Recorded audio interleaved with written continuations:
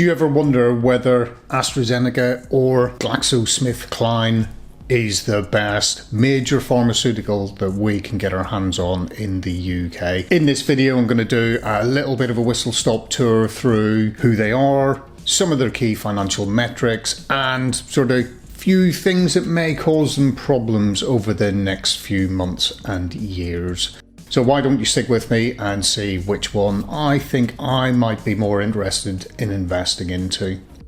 Welcome back to the channel, and if you're new here, hi, I'm Mark of Desperately Seeking Fi.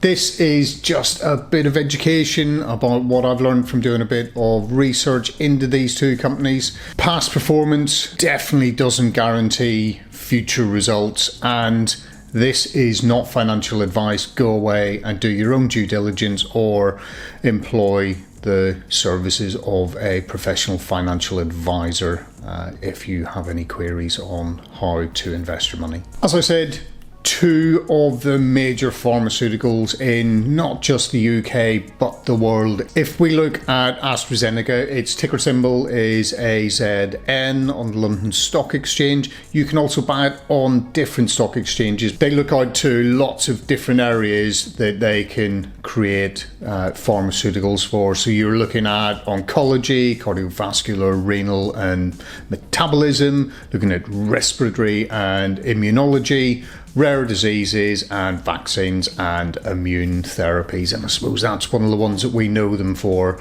from the COVID-19 days. GlaxoSmithKline side of things, and known by the ticker symbol of GSK. GSK and lots of its different subsidiaries are engaged in research, development and the manufacture of vaccines and specialty medicines to prevent and treat diseases, not just in the UK but internationally. They're broken down into four main segments, looking at pharmaceuticals, pharmaceutical research and development, vaccines and consumer healthcare. And they are known for working in therapeutic areas as well, with infectious diseases, things like HIV, immunology, respiratory and oncology. So there is a bit of an overlap between the two companies, and we're going to have a look at a bit of a competition and see how they get on when we start looking at some of those key metrics that we have. Key metrics that we're going to have a look at are their market cap, sort of how performance has been like over the past year, look at their price to earnings ratio, their forecast price targets that the analysts have, and then looking at dividends. They both pay dividends, which you'll be glad to hear about, and look at what is their payout ratio, and then finally their debt to equity. Debt plays a major part within both of these companies, because to go through that whole R&D and trials and then eventually get a vaccine patented and allowed to be used is hugely expensive. So there is that. How many of them do they actually put through that process before they actually get a patent? Lots fall by the wayside. Let's kick off with looking at their market capitalization. What is the value of that company? Price multiplied by the shares outstanding. Looking at AstraZeneca, much larger than GSK. AstraZeneca coming in at just under £162 billion and GSK at about £65 billion.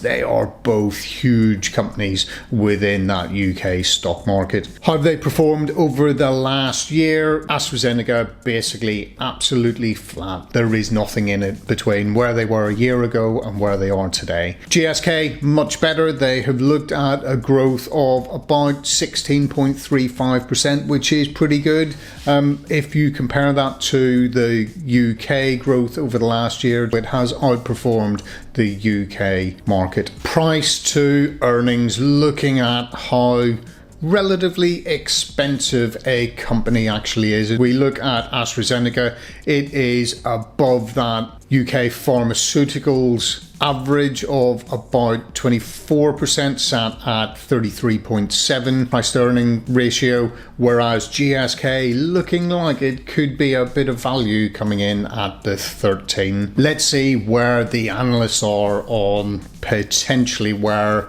that price target might be in a year's time for both of these companies. AstraZeneca coming in at average price target of a plus 18.69%, and that is looking at that average being up at about 12,322 pence. We are looking at a high price coming in at about 14,500 with a low at in around that 10,700 pence mark. So looking at quite a bit of potential upside if things go well for AstraZeneca. GSK not looking as favourable in the analyst side. They're coming in saying that they think that potentially a 5.7% uplift would be their average, and that's looking at coming in at just over 1,702 pence, and then looking at that high price target being at 1,900 pence, coming in low price of 14.33. But these are price targets, and this is crystal ball gazing, looking at potentially what may be going on in the markets and what might be influencing. Now, you all know that I love a dividend, and these are both dividend paying companies, and we've got AstraZeneca coming in with a mediocre 2.2%, whereas GSK is coming in at 3.6%. The payout ratios, once again, AstraZeneca looking slightly below par in this one, coming in at that 76% mark, and GSK coming in where I like it, below that 50% payout ratio, and it's coming in at about 48%. As I say, debt really is a important thing when you are looking at these pharmaceutical companies. It's so expensive to create a new drug, take it through all the testing and trials, patenting, and then getting it out to market. Many fall by the wayside as they are going through that process, so the pharmaceutical companies really do rack up quite a high amount of debt. They have both been driving that down over the past 5 years. You're looking at debt to equity ratio for AstraZeneca being about 77% and GSK coming in at over 140%. As I said, they are both bringing those figures down. They've been getting those well under control. They are well covered by their operating cash flow, and looking at 36% and 37%, and interest is very well covered by the EBIT as well. So reasonably happy on how they are managing their debt. But if we have a look at all of that, what are some of the key threats that there are out there? There are obviously lawsuits, and we have GSK going through one at the moment. Many being settled out of court at the moment, but we will wait and see where the Zantac lawsuit actually goes. That could have a major PR and reputational risk to the company, and may cost them dearly if they end up going through that. That is one of the major ones for GSK, but on both of these companies, they obviously have all of that. While they do have competitive moats, you do have other companies out there, so you have the Pfizers coming in and competing against them as well, and it is a lot of the time it is a race to see who can get the product to market and get it licensed to be able to be used. There is that competitive issue for both of the companies.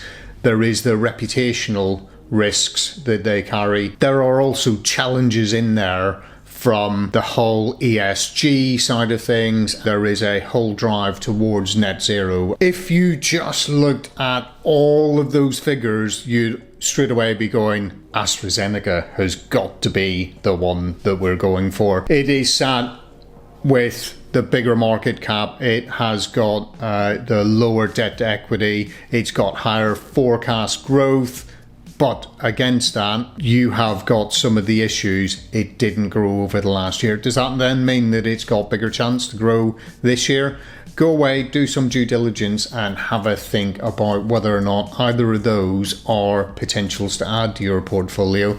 I'd love it if you could drop a comment down below. Or is it Pfizer that you're potentially looking at, and I bought into Pfizer a couple of months ago. It is reasonably flatlining at the moment, but I am waiting to see whether or not it takes off. Why don't you go and have a look at this video, which sort of gives you an idea of other ways that you could get your hands on both AstraZeneca and GSK. Thanks very much for watching. I will see you in the next one. Cheers. Bye.